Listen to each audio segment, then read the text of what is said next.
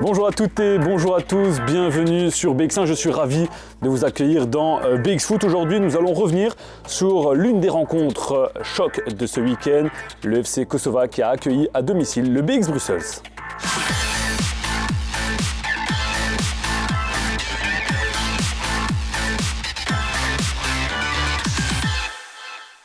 Pour m'accompagner sur le plateau, Afrim Kaz, donc vous êtes manager du FC Kosova. À côté, Amaury Toussaint, donc vous êtes le T1, l'entraîneur donc, du BX Brussels. Et notre consultant maison, David Dupont. Comment allez-vous, David ? Ouais, toujours bien quand je viens chez vous. Ah super, un tout grand merci. Alors les amis, on va commencer directement et on va commencer avec le résultat de la rencontre. Il n'y a plus trop de surprises, c'était 3-1 donc en faveur du FC Kosova. Et je vais me retourner vers vous directement, Amaury Toussaint. Comment expliquez-vous voilà, ce manque de résultats? La saison dernière, vous terminez premier avec seulement 2 défaites. Si je ne dis pas de bêtises, cette année, vous êtes déjà à 5 défaites. Est-ce qu'il y a une explication? Une explication, voilà, je pense que c'est malheureusement, ça résume un peu ce que c'est le football. On peut très bien, la vérité d'un championnat n'est pas celle de l'autre. Et donc, on cherche des explications à ça. Après, il n'y a pas forcément d'explication à dire. Je pense que le niveau de jeu est bon.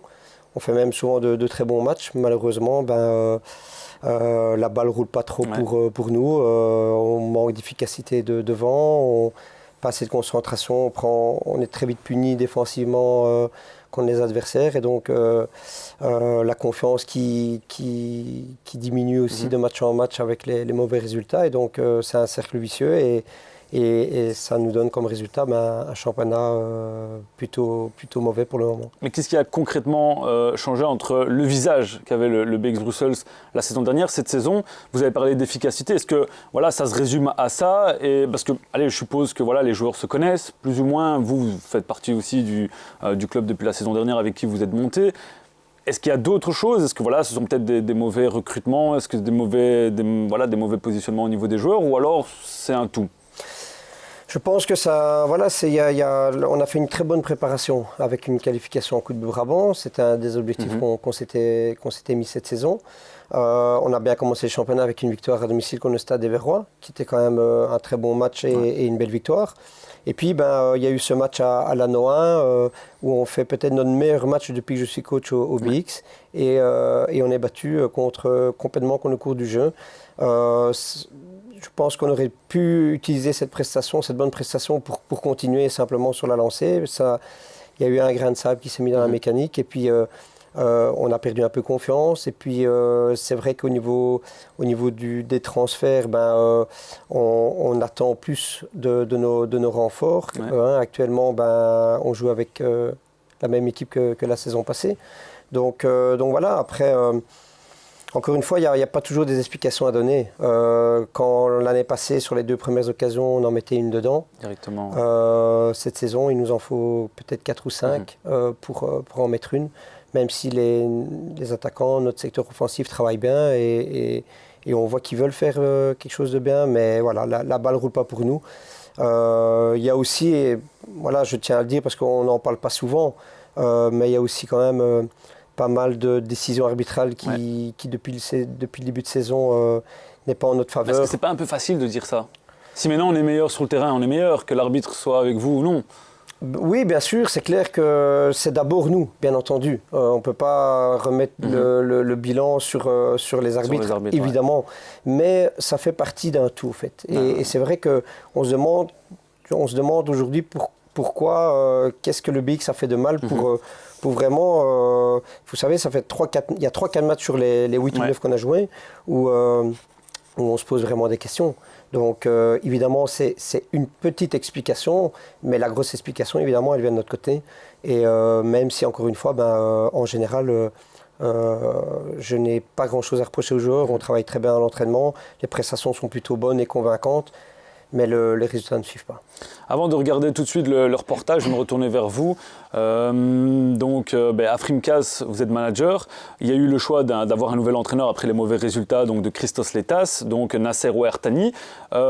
Pourquoi ce choix déjà? Et est-ce que pour l'instant, on est satisfait de ce début de Nasser Ouertani? Oui, absolument, on est satisfait. Donc il a repris le groupe juste avant Braine, donc ils ne connaissaient pas vraiment le groupe. Donc, Braine, on oublie, parce que c'était quand même un gros morceau. On fait un bon petit match, on perd le match, mais on voit quand même le changement. C'est très simple, c'est 6 sur 6. Ouais, exactement. Il y a un changement dans le dispositif, il y a plus de discipline, plus de tactique. Et le choix de Nasser, on s'est penché sur lui, justement parce que c'est une personne qui a quand même pas mal d'expérience à ce niveau-ci. Et donc c'était un peu le profil qu'on recherchait. Et c'est venu un peu par hasard, hein. Donc c'était pas vraiment un choix. Donc quand on s'est séparé, Christophe, il est tombé là au bon moment. Que je remercie pour tout le travail qu'il a effectué, parce que quand même pendant 1 an et demi, on a atteint les objectifs qui étaient fixés à l'époque. Il a permis la montée. Hein. Donc on est monté, même que c'était un peu plus simple avec la réforme, mais bon, on est quand même monté. Maintenant après, c'est un peu compliqué pour lui. Et pour nous aussi, vu qu'on ne connaissait pas vraiment le niveau de la P1. La P1, tout se joue dans les détails. Hein. C'est vraiment... un match peut se gagner, peut se perdre que sur des détails. Quoi. Donc voilà, pour l'instant, on est très satisfait et on espère que ça continue. Hein.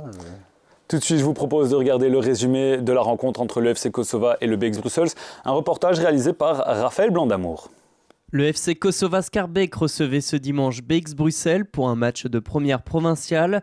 Les deux équipes sont à ce stade de la compétition toutes les deux en bas de tableau. La victoire était donc essentielle pour espérer remonter la pente. Si en toute première partie de match, ce sont les joueurs en blanc du BX Bruxelles qui se montrent les plus dangereux, le premier goal viendra de ce coup franc, juste devant la ligne médiane qui lobe le gardien qui a mal lu la trajectoire de la balle. Une fâcheuse erreur qui oblige les Bruxellois à courir au score face à des Schaerbeckois désormais en confiance.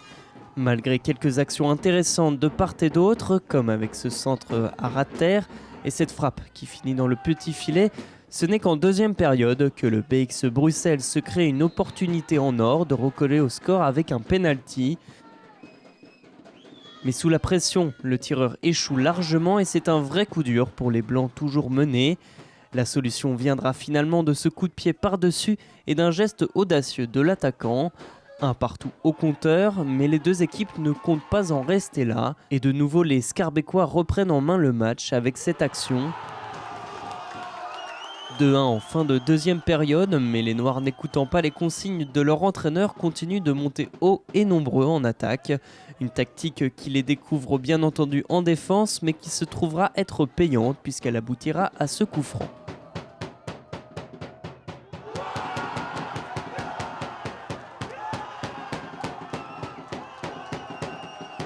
Incapables de rattraper leur retard avant le coup de sifflet final, les joueurs du BX Bruxelles s'inclineront sur ce score de 3-1. Une défaite qui les place juste devant le FC Kosova Schaerbeek grâce au goal average. Afrim Kass, je suppose que vous aviez certains objectifs avec Christos Letas. Aujourd'hui, comme le championnat n'a pas très bien commencé pour le FC Kosova, est-ce que vous avez revu vos objectifs à la baisse avec le nouvel entraîneur ? Tout d'abord, les objectifs au départ, c'était le maintien. Donc, c'est notre première saison en P1, donc c'était le maintien. Et on garde toujours ces mêmes objectifs. Donc on veut rester là en P1, essayer de passer une petite saison tranquille. Et voilà quoi. David Dupont, donc on va réagir sur la rencontre. Amaury Toussaint nous a parlé des problèmes d'arbitrage et c'est ce que vous vouliez souligner. Ce que je veux souligner, je ne vais pas faire le cliché habituel de dire que les décisions sont toujours à sens unique. Ouais. Moi, ce qui m'étonne un petit peu dans le compte-rendu du match qu'on vient de voir, c'est il y a une phase quand même assez éloquente. Hein. Il y a un joueur du BX Bruxelles qui a accroché dans le rectangle. Le ballon poursuit sa route, finit dans le but. On ne valide pas un but, on remet le penalty alors que la règle, je pense que tout le monde la connaît, c'est faute suivie du goal, c'est goal. Le BX rate le penalty. Le BX encaisse un coup franc de 65 mètres. Je crois que le mec peut recommencer 10 fois. 10 fois, le gardien l'intercepte limite avec les dents. Donc effectivement, pour l'instant, la baraka ne tourne pas en faveur du BX Bruxelles. C'est effectivement en général un engrenage un peu délicat. Quand on y met un pied, il y a toute la jambe qui y passe. David Dupont, maintenant que vous avez la parole, j'aimerais bien avoir votre avis sur le licenciement de Christos Letas. Est-ce que vous êtes pour de dire, voilà, aujourd'hui, on a un entraîneur qui ne donne pas de bons résultats actuellement, après plus ou moins 9 rencontres de championnat, ou alors peut-être pour dire, écoutez, on attend quand même jusqu'à la trêve et voir comment ça se passe.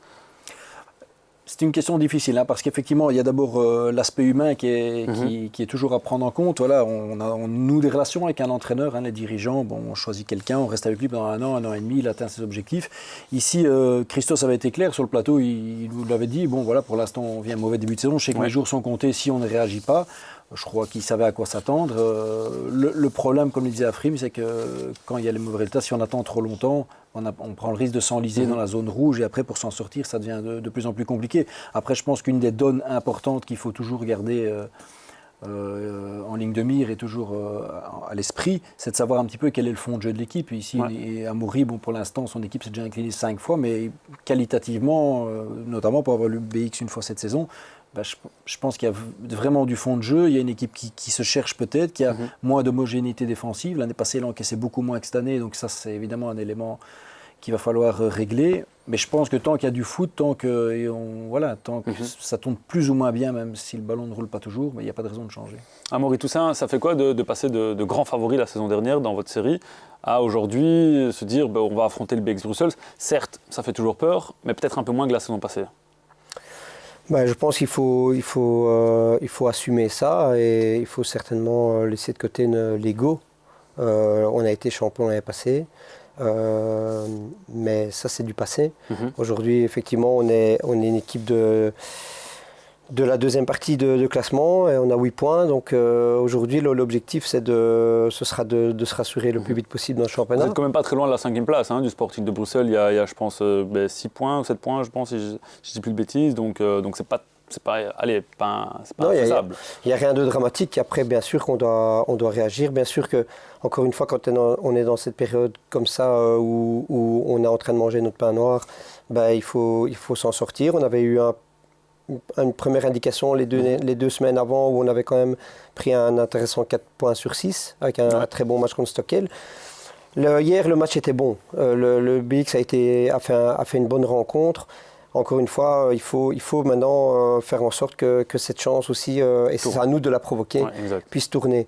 Après, on doit régler des choses, mais voilà, on a comme objectif maintenant de se rassurer le plus vite possible, et encore une fois, de passer d'équipe championne à une équipe de bas de classement. Il faut mettre son ego de côté, il faut travailler et s'en sortir, et tout est encore faisable cette saison.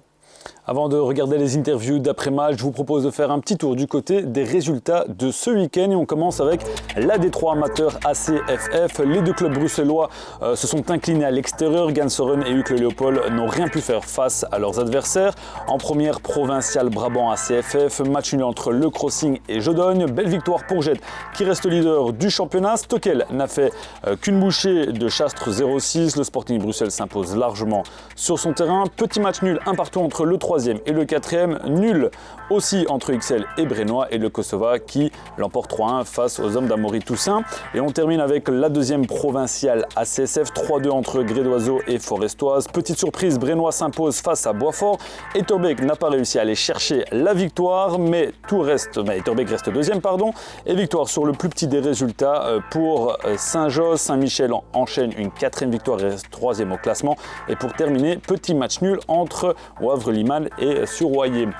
David Dupont, on va revenir avec vous avec la D3 amateur. Pour l'instant, pour nos clubs bruxellois, ça se passe pas très bien. On voit que du côté de Uccle, on est toujours très très bas dans le classement.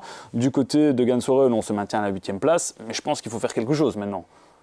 Mais qu'est-ce qu'il faut faire? Le Léo a déjà, je ne vais pas dire changé d'entraîneur, mais en tout cas, on a déjà adjoint un T1 bis à Milody Bawider. Bon, ça a eu un tout petit effet pendant, je pense, 2 matchs où les prestations se sont un peu améliorées. Ici, ça devient compliqué. Je pense que le Léo est malheureusement toujours très dépendant de Richard Burgot, qui fait bientôt ses 40 ans. Et bon, quand Richard tourne moins bien, marque moins ou est moins décisif, en tout cas, moins facile, c'est toute la mécanique qui est moins bien, qui tousse. Je pense que le Léo est aussi un petit peu, je ne vais pas dire accablé, mais presque. Le président Maric a connu quelques petits problèmes de santé. On sait que quand le président n'est pas là, il y a tout qui vacille un petit peu. Donc voilà, j'ai une pensée pour lui parce qu'il se remet quand même de quelque chose d'assez grave et j'espère que son club se remettra. Je vous propose tout de suite de regarder les interviews d'après-match entre le FC Kosova et le BX Bruxelles. On n'avait pas beaucoup de points cette année face à l'équipe du BX qui avait 3 points d'avance sur nous. C'est une victoire méritée. On était plus fort dans les duels, plus en vie. Puis surtout, il y a eu un tournant du match où le BX rate le penalty. Et pour eux, ça va couper les jambes. Ça va aller de mieux en mieux.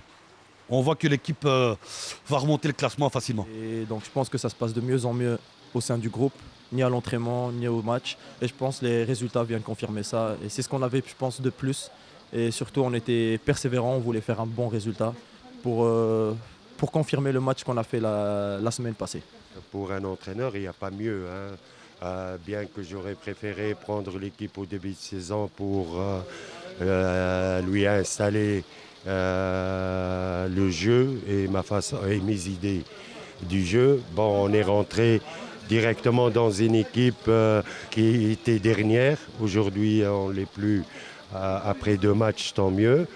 Qu'est-ce qui a manqué à vos joueurs aujourd'hui ?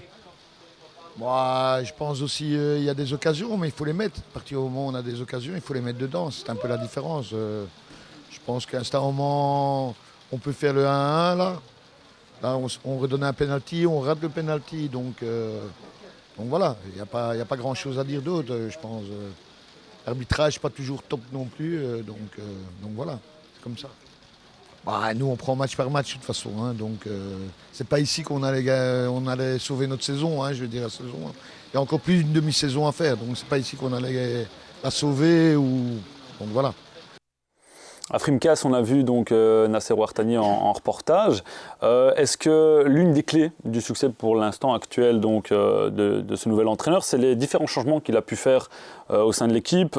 J'ai remarqué que par exemple Dimitri Agorakis, donc, qui a joué back gauche, alors que normalement c'est un pur neuf. On voit que Nabil Hadj était mieux, il descend en défense. Et surtout aussi Loïc Suarez, qui était milieu électron libre, se retrouve attaquant en pur neuf et qui pour l'instant marque. Est-ce que c'est ça aussi peut-être la clé de... C'est peut-être ça aussi. Donc, comme je le disais tout à l'heure, chaque entraîneur il a un peu sa vision, sa petite touche.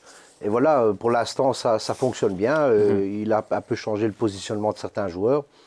Voilà, donc nous, il y a encore beaucoup de travail dans l'équipe, donc on le fait calmement et on lui fait confiance à 100%.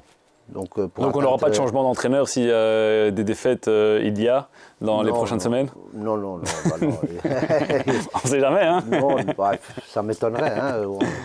On ne le connaissait pas, Nasser, donc, mais on le découvre et bon, on voit des choses qu'on ne connaissait pas, donc c'est du positif quoi, pour l'équipe et pour le club.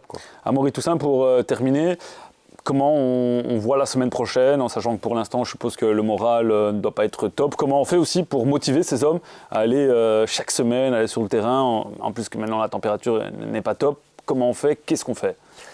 On responsabilise tout le monde de toute manière. Après, faut dire aussi que voilà, la famille BX Bruxelles vit des moments difficiles sportivement, mais au niveau extra-sportif aussi. Il y a des choses beaucoup plus importantes que le football dans la vie et on est confronté à ça au sein du club.